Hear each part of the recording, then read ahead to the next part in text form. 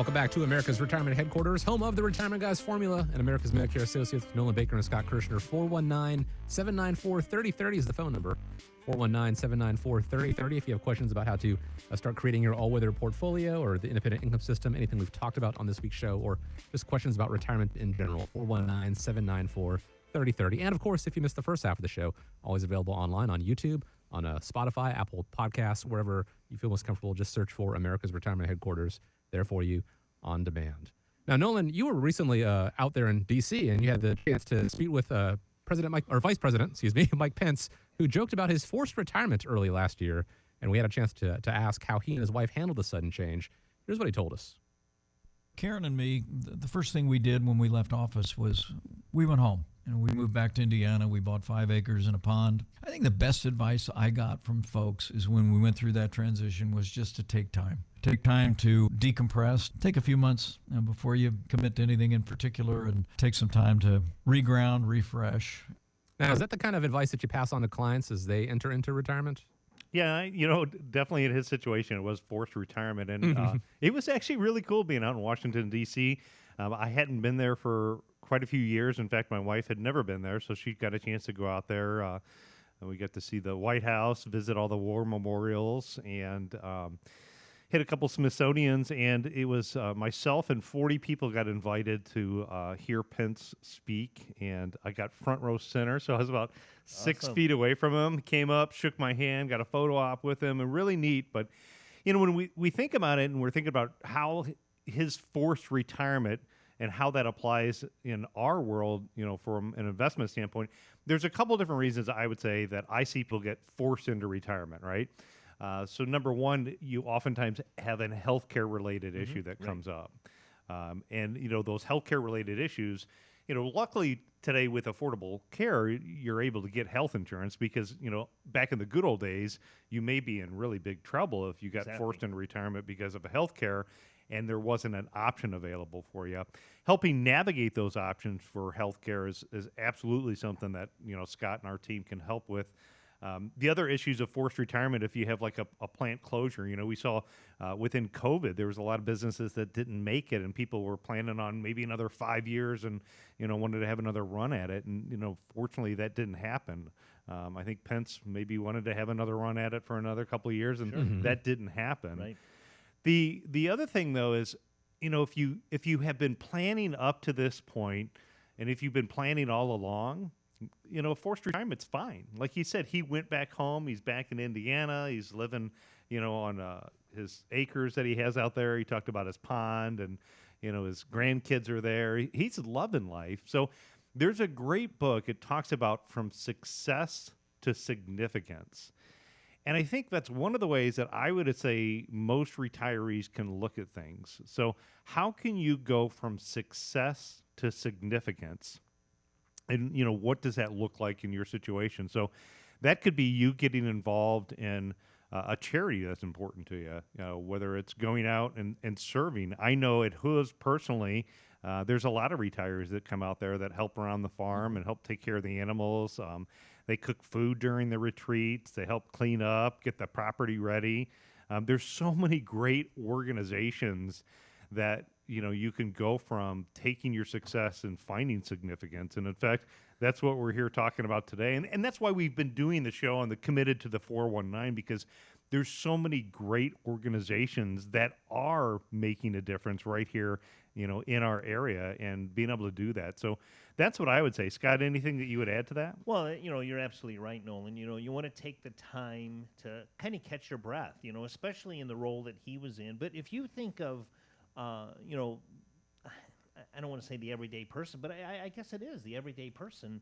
When you work 30, 40 years of your life, and then all of a sudden you're done working, you do need to take a step back, catch your breath, and figure out exactly what you're going to do on a day-to-day basis. And like you said, I think volunteering is tremendously important. It keeps you going. It keeps you from sitting and basically just kind of sitting there waiting to do nothing and rot away. And that's not good for anybody. So, being prepared for, like, when COVID shut down all of these businesses, if you were prepared or close to retirement, and properly prepared yourself for retirement, it's probably not as bad as it sounded and seemed at the time. But if you're not preparing and all of a sudden you're forced out, you're scrambling trying to figure out what the heck you're going to do. So, the old Boy Scout motto is be prepared. And, That's and I right. think that's something that we all need to do. This is true. I love it. Be prepared. As a dad of Scouters, yes, absolutely. Something we've tried to teach people. So it's not too late to get prepared. So if those of you that are listening today, if the recession hits that they're talking about and you're forced into retirement, if you're like, uh-oh, I don't know what I would do, now's the time really to kind of take a look at that plan and figure out, what does that look like. So if anything ever happens in the future, you've got your game plan ready to go, and you can turn into this is going to be a great journey and gives me an opportunity to do the next thing. And so, really, again, going to that next thing, going to significance, we've been doing the program talking about Committed to the 419. Today we're joined by Jim McIntyre in talking with the Red Cross. And Chris, Jim, I really appreciate you being here. And I know Chris down in Atlanta, the same thing with, talking about ways to make a difference. So, Jim, thanks for joining us today. Thank you, Nolan. Scott, it's really great to be here. And there are a few things you guys have been talking about the last 30 minutes or so that I can relate to in terms of the Red Cross. Let's start first with volunteering. Sure. 90% of the Red Cross workforce is comprised of volunteers, and a majority of those volunteers are retirees. Is that Now, right? We try to attract people of all ages, and the majority of people who have the time to volunteer for the Red Cross are retired and find it very fulfilling, because the mission of the Red Cross is to prevent and alleviate human suffering in the face of emergencies by mobilizing the power of those volunteers and the generosity of donors. The Red Cross is funded by the American public. We're not a government agency, so we rely on people, even in retirement, to remember the Red Cross and its mission. There are 5 lines of business that the Red Cross is involved with. Most people, when they think of the Red Cross, think of mud and blood. Right. Blood, of course, because the Red Cross supplies about 40% of the nation's blood, thanks to the generosity of blood donors. Mud, because the Red Cross responds to disasters like hurricanes Sure. and wildfires, but the vast majority of the disasters the Red Cross responds to, about 60,000 of them every year, are home fires. Wow. Those that happen right in our own backyards. Okay. Sure. In northern Ohio, more than 3 home fires every 24 hours. We respond to more than 3 home fires every 24 hours. And when I say we, I mean Red Cross volunteers who will get out of bed at 2 a.m. to comfort a family who has just lost everything, and to give them some immediate financial assistance so they have somewhere to go, and to connect them with other community resources so that they can make a path moving forward to recover from their loss. Talk about a traumatic experience in your life, and like we were saying with Pence, the unforced retirement, the unforced put out on the street. You're out. You have a house fire, and if it's bad enough, you're basically put out in the street right that second. And what a traumatic experience to have. I know, being in the property and casualty insurance for 25 years, I dealt with that, and hopefully you have an agent that gives you the proper coverage, and the adjusters are there, and people come in and they help you. They'll write that real quick check to get you the hotel that you need to stay in, but there's so many other things that are not part of the insurance, and that's, I think, where you guys come in. The emotional factor. I mean, it's just, you've got nothing. Clothing, food, shelter, you're put out, and I got to believe that that's really where you guys shine. Yeah, fire takes away everything. It does. Everything. And when we are at the scene of a home fire, within a couple of hours, people are still there trying to just recover from the shock of knowing that they've lost everything, their mementos, their family pictures, everything. Red Cross volunteers are there to provide that comfort as well as an immediate check, so at that moment they can go and find somewhere to stay if they don't have anywhere else to stay. And then, yes, we have volunteers who are mental health professionals, psychologists and counselors who will connect with them the very next day and who will try to assess their emotional state and do the best they can to help them at that moment, but also to refer them to other professionals who may be able to take a deeper dive into the emotional toll that something like a home fire takes.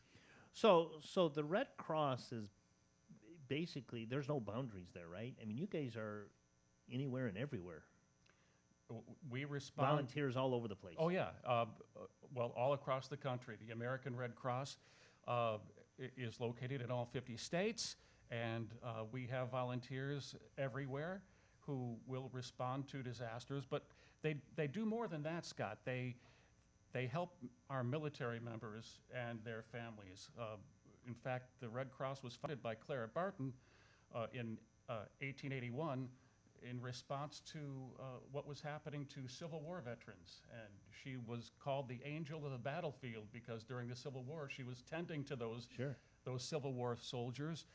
So we provide emergency communications to military members overseas when there's a crisis back at home.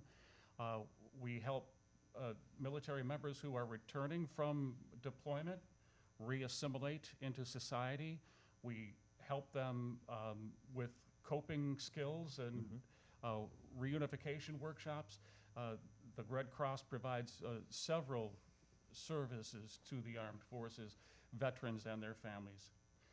There are also people who help teach CPR and first aid. That's another one of the lines of business training services. So when someone suffers from cardiac arrest and there's no one else there, if you have been trained in CPR, you may be able to save that life. And you can find a class at redcross.org/take-a-class. And it's important that people learn these life-saving skills. You know, that's great information, and Nolan and the team here kind of make fun of me a little bit because I'm the old guy here, and you know, upstairs we have what is that, the defibrillator thing? Yeah, AED. Yeah, absolutely. They want to practice on me. They want to just see if it works, and I'm like, come on, guys, you know. It's just a little shock. It's just a little shock.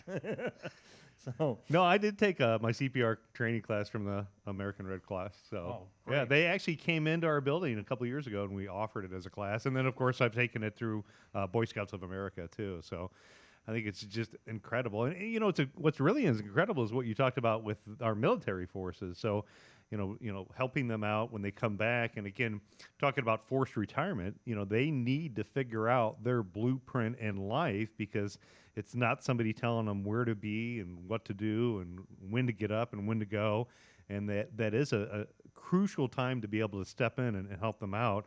Are there, you know, besides those type of areas, are there other services and things that are provided through the Red Cross? Oh yeah, the Red Cross tries to connect those who are returning from the military with other community resources, people who are able to provide job opportunities for veterans, those kind of opportunities, those kind of resources.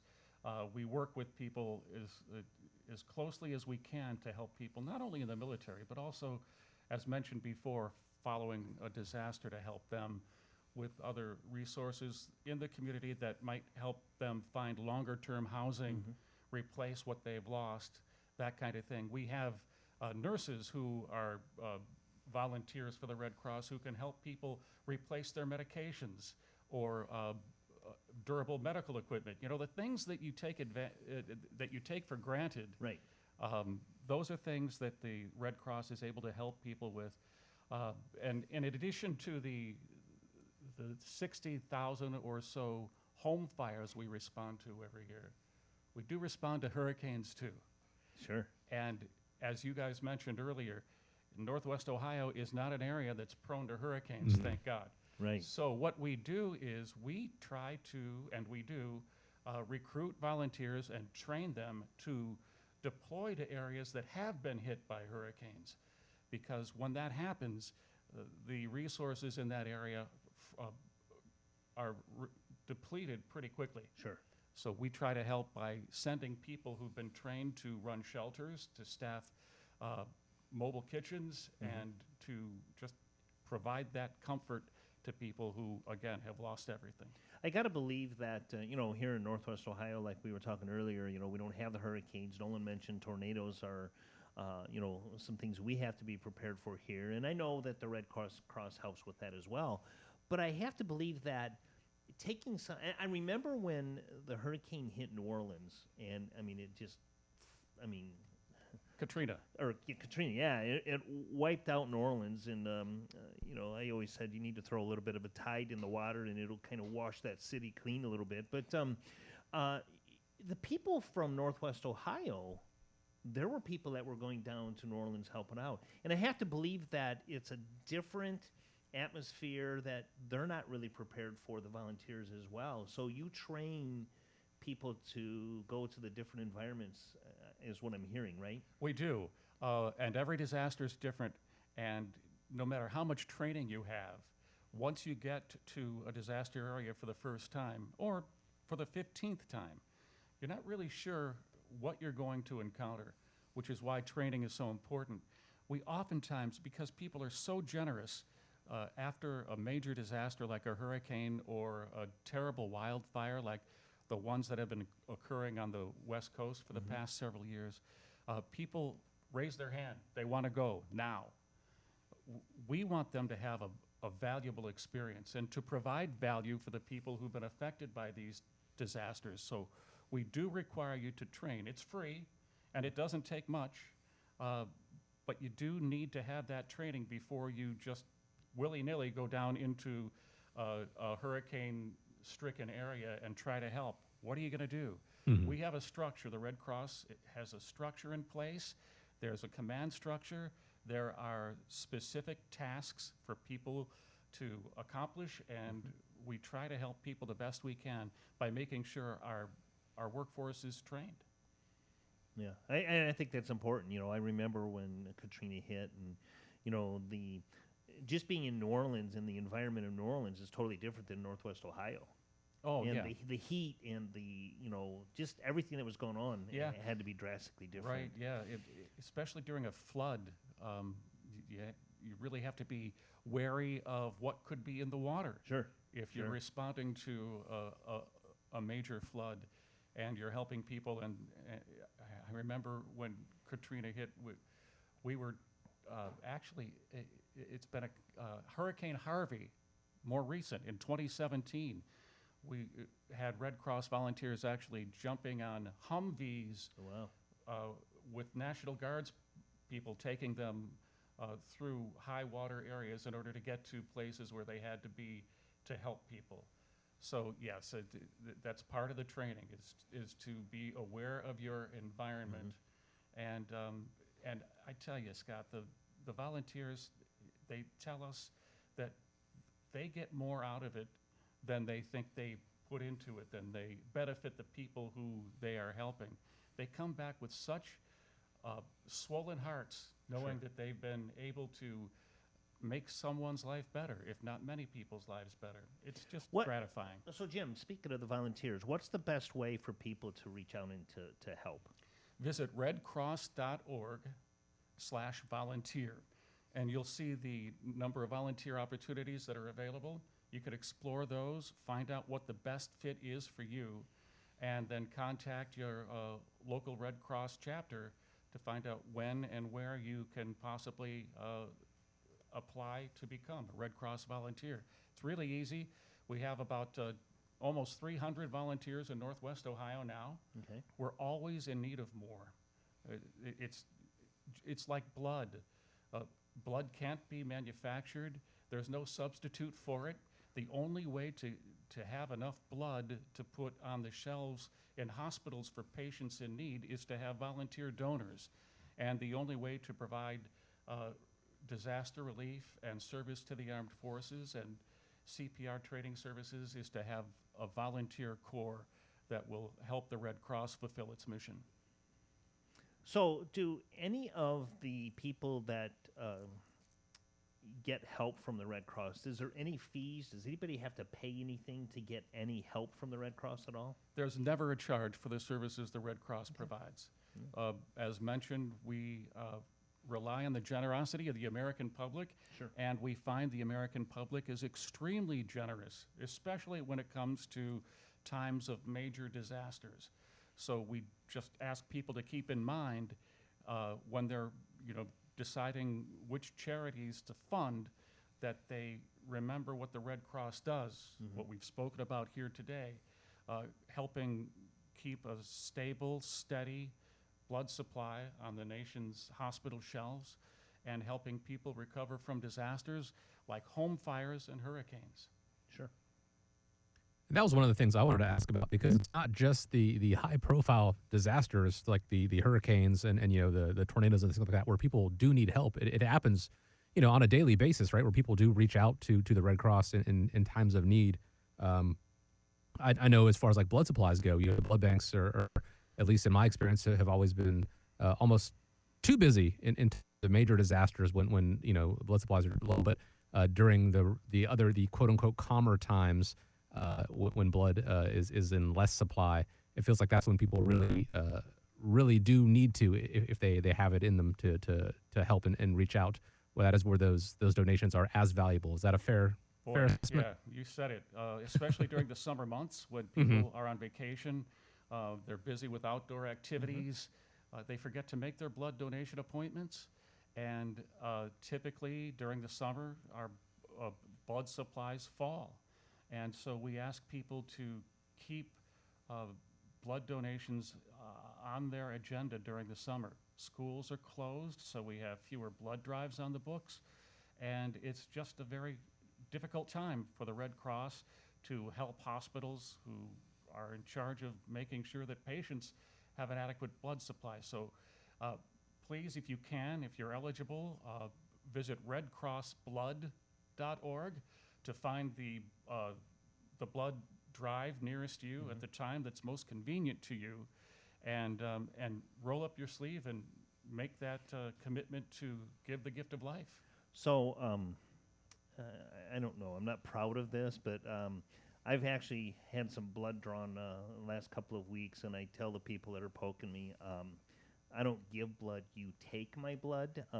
But the needles aren't as bad as they used to be for me. Is there anything that I need to know, like blood type, or is there anything I need to know if I want to go and donate blood prior to coming in to the Red Cross? Sure. If you visit redcrossblood.org, that's redcrossblood.org, you can find a lot of helpful information that can help you prior to your donation. And the donation consists of a couple of components after you make your appointment, and we ask you to do that because it really helps us with staffing and planning purposes. After you make your appointment and you show up and you register for the blood donation, you are given a health questionnaire. And you can do that questionnaire the day of your donation online if you go to redcrossblood.org and use our Rapid Pass tool. Okay. It'll save you about 20 minutes when you're at the blood donation site. Then we give you a mini physical, take your blood pressure, check your iron levels. Got to make sure that your iron levels are high enough in order for you to donate. The most important thing to know before a donation is that you're healthy, that you feel well, and that you're well hydrated. Make sure you drink a lot of water and have a good meal before you have your blood drawn. Okay. That will be very helpful to you during and after the donation process. Oh, things I did not know. I asked about the donations in quote unquote normal times only because, for better or worse, my son, he has to have labs done regularly every 6 weeks or so, and he's 6 now, but he's had them done for the most of his life, and no one likes needles. I don't think anyone really likes needles, and especially with a kid. So as a way to show him that I don't want him to do anything that I wouldn't do. Usually whenever he goes and gets labs done, that's when I remember, because it's every 6 to 8 weeks. I'm like, oh, well, I'm going to go give blood. It's the same sort of thing, and so I am aware of that. I hear these stories at the Red Cross. It is a fantastic thing you guys do, both in times of, major crises and just every single day. I'm reminded of the Mr. Rogers quote, when I was a boy, I would see the scary things in the news. My mother would say to me, look for the helpers. You'll always find people who are helping. And the Red Cross is almost certainly going to be there. Those are the people that are helping. It is a very noble cause that you guys do. The Red Cross committed not just to the 419, but to the entire country. And so as Mr. McIntyre pointed out there, redcross.org/volunteer is the website. Or just redcross.org and explore all the many different options, things that they provide for people. But definitely head to that volunteer side of the page. We appreciate you joining us this week. And as we talk about hurricaning and all weather proofing people's retirement portfolios, it's important to make sure that your house plan, your life plan is as safe and protected as possible. And so we appreciate you taking the time to spend with us here today. Oh, thanks for the opportunity. It's an important message, and I really appreciate the opportunity to share it with you. Absolutely. And we want to thank all the listeners out there for joining us this week here on America's Retirement Headquarters. One last time, and let me give out the phone number, 419-794-3030. You can always find them online, americasretirementheadquarters.com. Please be safe out there. Please have a great week. And guys, as we wrap up, I want to leave you with the final word. Yeah, another great week on talking about, again, committed to the 419. So, quote this week from Dalai Lama, it's the important thing is that men should have a purpose in life. It should be something useful, something good. So again, take and turn your success into significance. Get out there and volunteer, get involved, and help out the 419. So we'll see you next week, folks. Thanks for tuning in. And we are America's Retirement Headquarters, home of the Retirement Guys and America's Medicare Associates.